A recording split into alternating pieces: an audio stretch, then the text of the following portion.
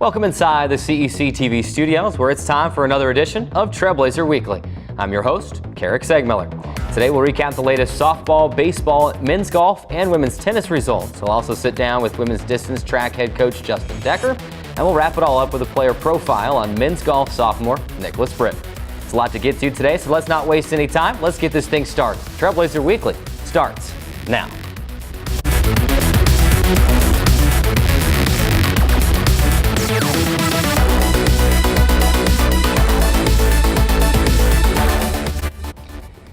We start the show today on the softball field as the Trailblazers return to Carl Brooks Field for 5 games last week after being away for 10 games in Hawaii. Dixie State opened the week with a non-conference matchup versus Division I foe Southern Utah on Wednesday. Trailblazers build a 5-0 lead behind RBIs from Kinsey Sawyer and Bailey Gaffin and a 2-run home run by Jessica Gonzalez. SUU closed the gap to 5-4, but Dixie State was able to hold on for the 5-4 win, getting that non-conference victory. Then it was back to Pac West play for the Trailblazers on Friday and Saturday as Dixie State hosted Azusa Pacific, who at the time was in second place just ahead of the Trailblazers at third place in the Pac West. The teams opened their 4-game series with a doubleheader on Friday.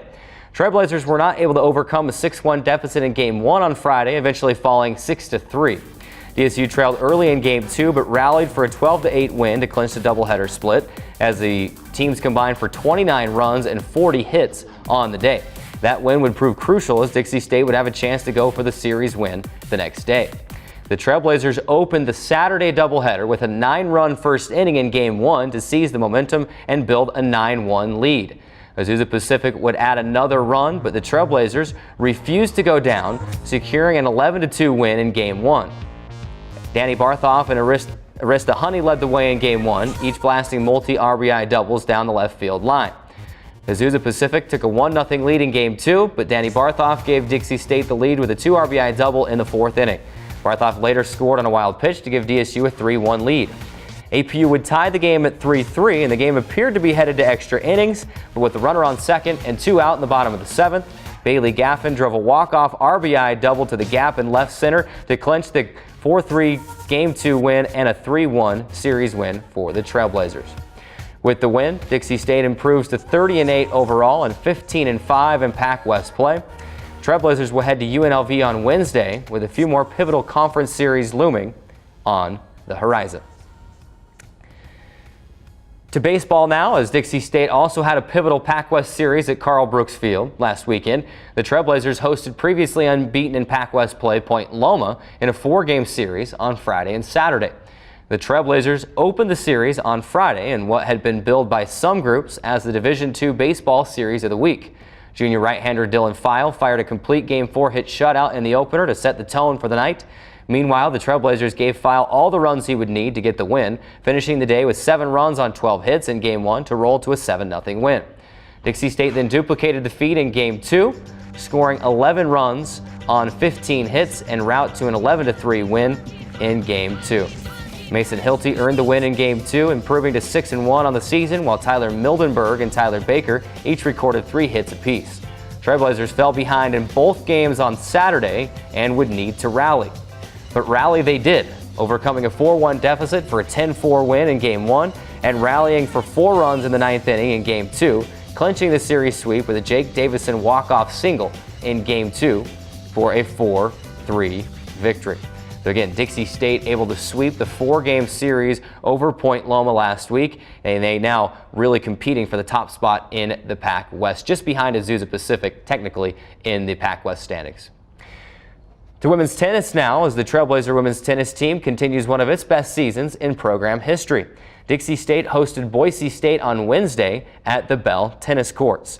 As the Division I foe are the Broncos, and Dixie State was able to get a win at number 1 doubles as Lacey Hancock and Laura Hartle, earning an 8-4 win there, but that would be the lone point of the match for the Trailblazers as they fell 8-1 to the Broncos last Wednesday. Then it was off on a 7-match Northern California trip for the Trailblazers, and they started that trip on Saturday, taking on Hawaii Hilo in a neutral site match at Dominican University. The Trailblazers fought hard and trailed 2-1 after doubles play as Kyra Haramis and Hina Goldsmith got the only win at doubles play with an 8-5 win there. They trailed 2-1 but then rallied in singles play to take the 5-4 victory over Hawaii Hilo. Of course, Hina Goldsmith getting the win in singles play at number 5 singles in that match. Laura Hartle winning at number 4 singles, and Kyra Haramis winning at number 3 singles as Dixie State again the 5-4 win over Hawaii Hilo on Saturday.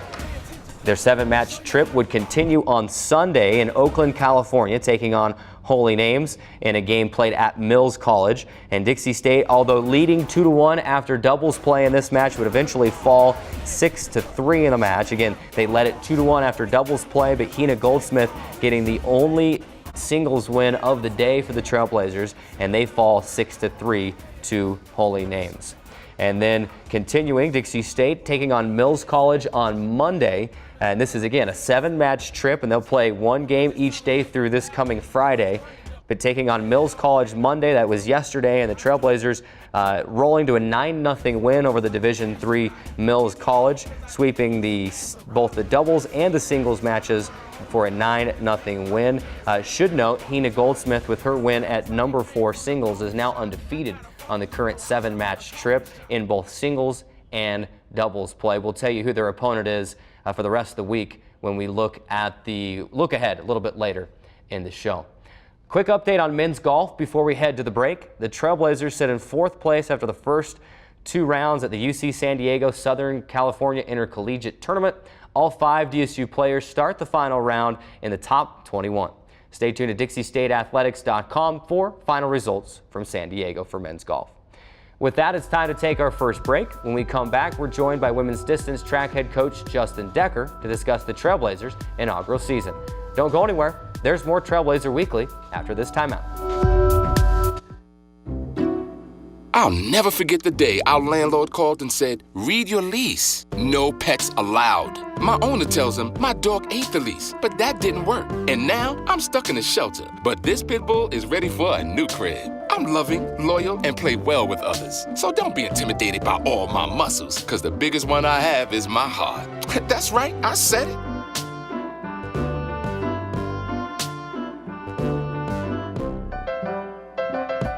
There is a place where rocks bleed and nature blushes on a battlefield green with envy, where dimples determine destiny and a tiny wooden T holds the outcome in the balance. There is a place where friends are opponents and opponents are friends, where the prize is elusive, the conquest is captivating, and the score isn't settled till the drinks are down. There is a place. I'm Anne. I'm a scientist. Recycling takes a team. Why don't you let me And me. help you out? Everyone plays a part. Don't trash I love taking stuff apart and building new things out of it. what could be treasure. Pal's my most advanced android. This is awesome. You haven't seen anything yet. Give your cardboard box another life. Recycle. So, I'm kind of new here, but I've noticed a trend. My human does this funny thing where she goes around and gets all my toys, and then she hides them in that basket by the door. You know, but it's always the same basket, and it's always in the same place. And then she acts so surprised when I find them, but, you know, she's putting them in the same basket. Again. It's like, hello? That's where you put it last time. You were the worst at hide and go seek.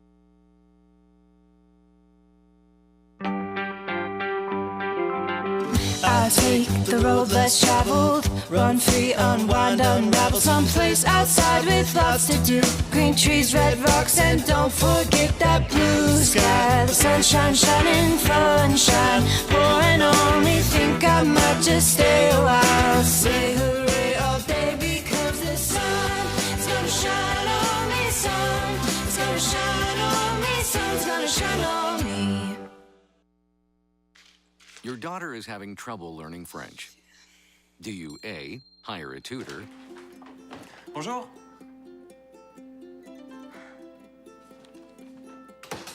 B, enforce a French-only rule at home? Or C, watch some foreign films?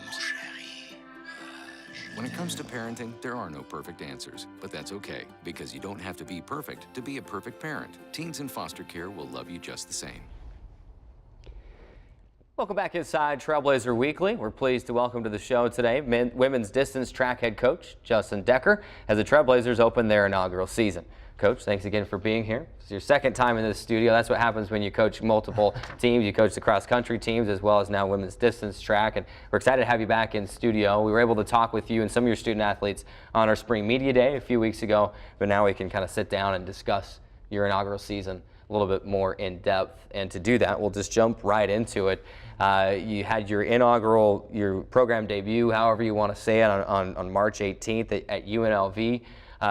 Talk about that meet a little bit. You had some good, pretty solid individual results as a team, coming in 11th overall. Of course, not competing in as many of the events as some of the other teams you're going against, but it was against a lot of top talent.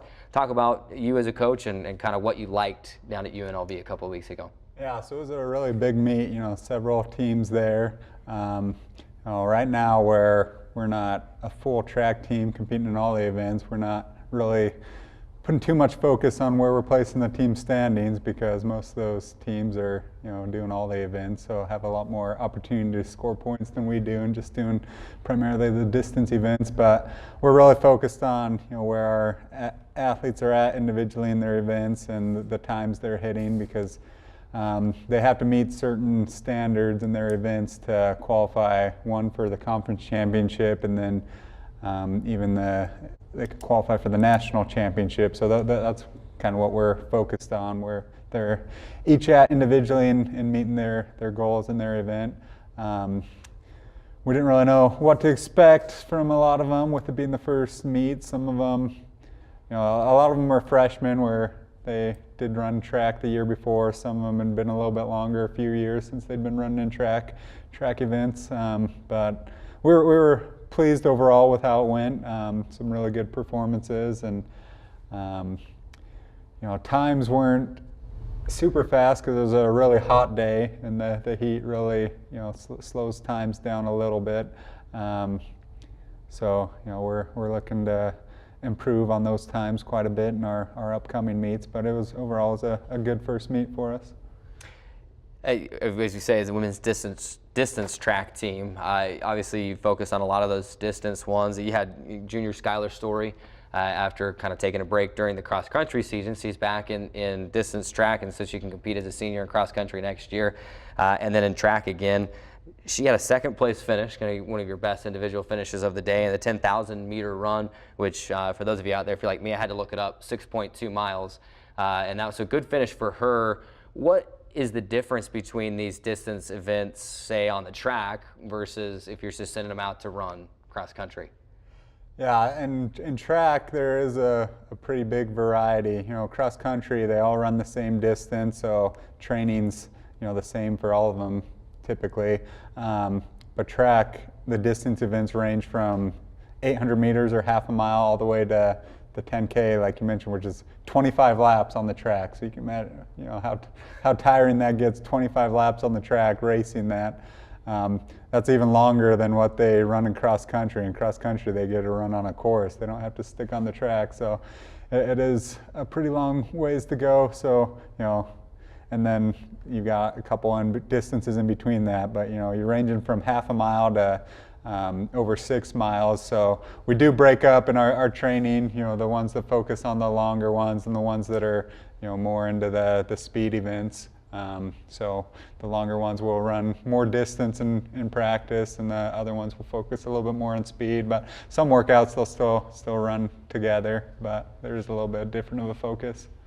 Let's talk a little bit about your practices, and first of all, where you practice. We'll get to that in just a minute. But second of all, you've got some competing in the distance events. You've got a couple competing in some of the shorter sprints, it would seem, and even one a freshman competing in a couple field events. Do you as coaches encourage them and help them pick out what events they want to participate in, or are they kind of free to choose where they want to compete? So yeah, we are right now just a distance-focused track team. as far as NCAA is concerned, you either have a track and field program or you don't. There's no such thing as distance track. It's just you compete in whichever events you want. You just have a track and field team. So we are just a track team, and since right now our roster is pretty much the same as our cross country roster. That's what we're doing, is mostly distance events. We had 14 back from our cross country roster in the fall, and the minimum requirements for sports sponsorship in track with NCAA is you have to run with at least 14 athletes in every meet, and you have to meet a minimum number of meets. But we had 14 left from cross country, and help us dealing with possible injuries and stuff. We did try to add a couple more, but we were only able to add one more to that 14, so we're at 15 now. And it was Jamil that you mentioned, and she came, said she'd love to join the team, but her background in high school, what she did was the throws. So I just said, well, you can do the throws in the meets, but we don't have a throws coach. We don't have that great of access to the facilities for you to train anything. But she was fine with that. She still just wanted a chance to go and do it in the meet. So she's training herself a little bit in the throws, which is a little bit more difficult. But she's doing a great job, and we're glad to have her. Yeah, you mentioned these distance runs on a track. Obviously, they can get a little bit monotonous, so the 10K or the 10,000 meter, 25 laps around the track. Right now on campus, and next year at this time, you'll have your own track to practice on, to train on. Right now, it's just a big heap of dirt down there at Legend Solar Stadium. So what are you doing to try and work around that? Are you hitting any of the local high schools? Where are you practicing to get your runners their reps on an actual track? Yeah, so we're very excited for that track to be finished this summer, so we will have that available. But right now we are training on Dixie High School's track a couple times a week, and then our other days, since they're mostly distance runners, they can run anywhere. So kind of like we did in cross country, we just have loops we run from campus or on the bike trail down by the river, places like that. So it's a mix, the high school track and other loops that we do.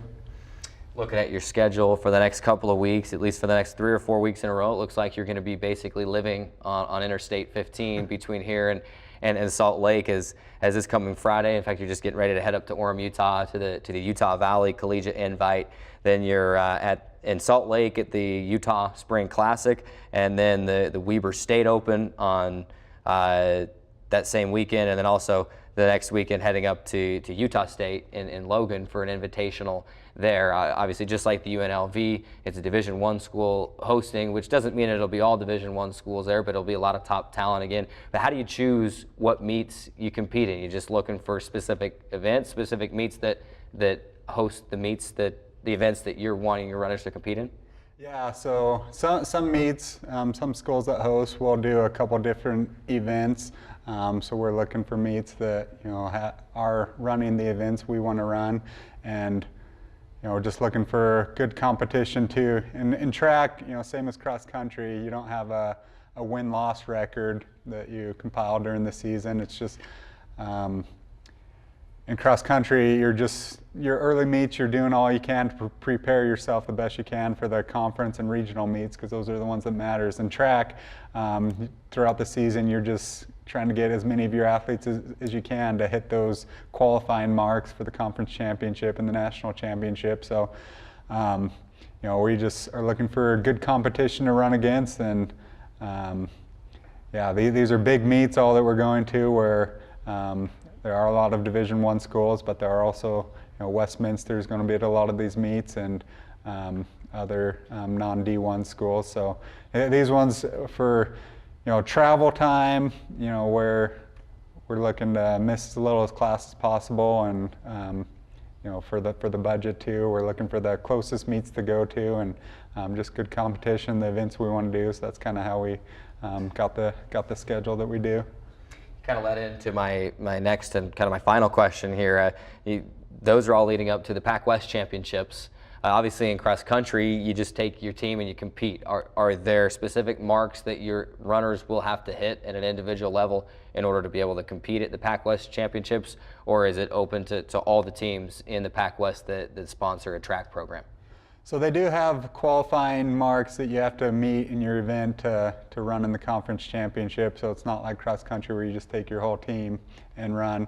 In each event, they look to have about 16 competitors at the conference championship in each event. And right now I think there's going to be 8 schools from the Pac-West competing. So from those 8 schools, throughout the season, whoever has the best 16 marks in each event will be the ones that can compete in the conference championship. So we're doing what we can to get as many as we can. And they have certain marks you can meet to automatically qualify, or they just take the top 16 in each event. So that's kind of what we're shooting for all of our athletes, to get as many of them as we can there. All right, well, Coach, appreciate you stopping by, spending some time with us today on Trailblazer Weekly. We wish you the best of luck on these meets throughout the next 3 or 4 weeks, building up to the Pac-West Championships on April 28th and 29th. Again, we wish you the best of luck, and we hope to be seeing multiple Trailblazer uniforms on that track in San Diego on April 28th and 29th at the Pac-West Championship. So thanks for stopping by. Thank you. We'll let you off signing the helmet, since technically you've signed it already for cross country. He's head coach Justin Decker of the women's distance track team here at Dixie State. It's time now for our next break. When we come back, we'll wrap up the show with a look ahead at the next week in Trailblazer athletics, as well as take a look at our latest player profile feature with men's golf sophomore Nicholas Britt. It's all coming up next on Trailblazer Weekly. We'll be right back. I'll never forget the day our landlord called and said, read your lease. No pets allowed. My owner tells him my dog ate the lease, but that didn't work. And now I'm stuck in a shelter. But this pit bull is ready for a new crib. I'm loving, loyal, and play well with others. So don't be intimidated by all my muscles, because the biggest one I have is my heart. That's right, I said it.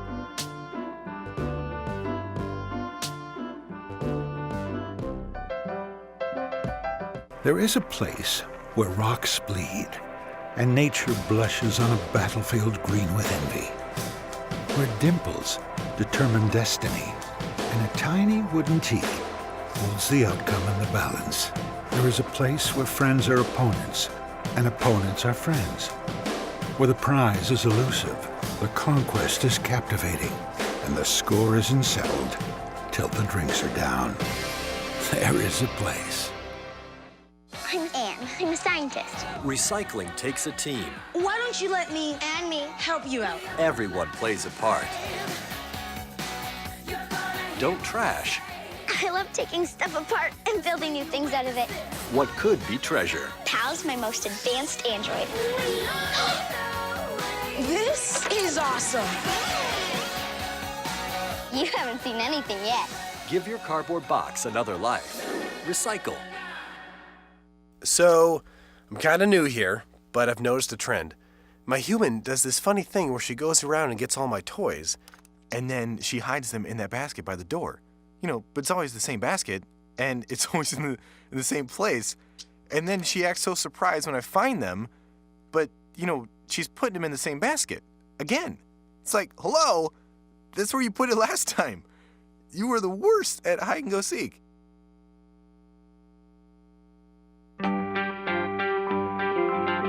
I take the road less traveled, run free, unwind, unravel someplace outside with lots to do. Green trees, red rocks, and don't forget that blue sky. The sunshine shining, sunshine pouring on me. Think I might just stay a while. Say hooray all day because the sun is gonna shine on me. Sun is gonna shine on me. Sun's gonna shine on me. Your daughter is having trouble learning French. Do you A, hire a tutor, Bonjour.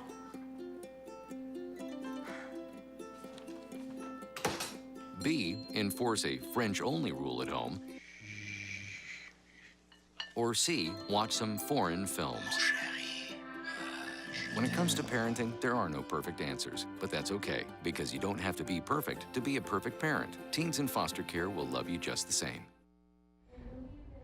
Welcome back inside Trailblazer Weekly. It's time now to take a look ahead at the next week in Trailblazer Athletics. As always, go ahead and follow along on your screen as we let you know which events are at home and which are on the road. It starts today, really, Tuesday. Men's golf is at the second day of the UC San Diego SoCal Intercollegiate. That going on all day. We'll have those results for you at DixieStateAthletics.com. And then women's tennis continuing their 7-match trip at Dominican. That match will start at 1 p.m. Pacific time, 2 p.m. Mountain time. We'll have the results of that as well on the website as well tonight.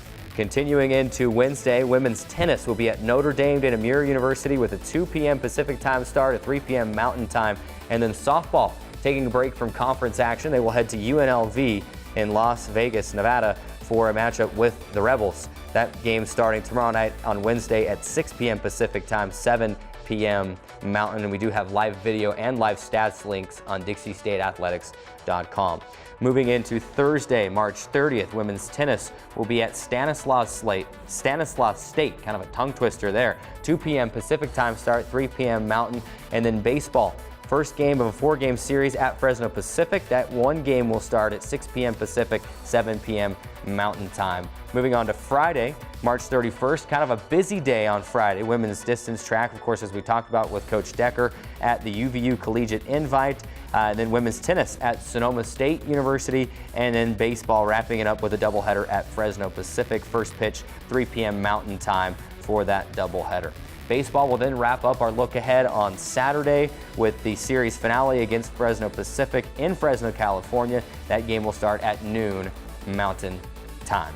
So Saturday marks the last day of our look ahead, nothing Sunday or Monday. Time now for our latest profile feature. This week, Trailblazer Weekly correspondent Shelby Young caught up with men's golf sophomore Nicholas Britt.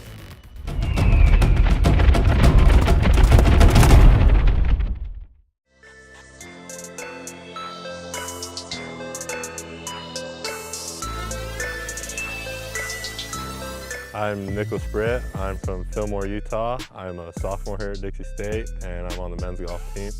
My major is business administration. I started golfing when I was around 5. My dad has just always pushed me to be good, and I've worked at it and just love being out here and doing it. My brother has been an influence on me. He grew up golfing too, and he always just kind of pushed me to be better. The school brought me to Dixie, good weather, having a good solid golf program, and a great coach.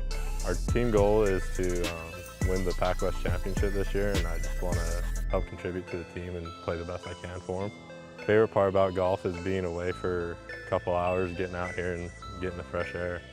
I compare myself to Dustin Johnson just because we're both really long hitters, and I just like the way he plays.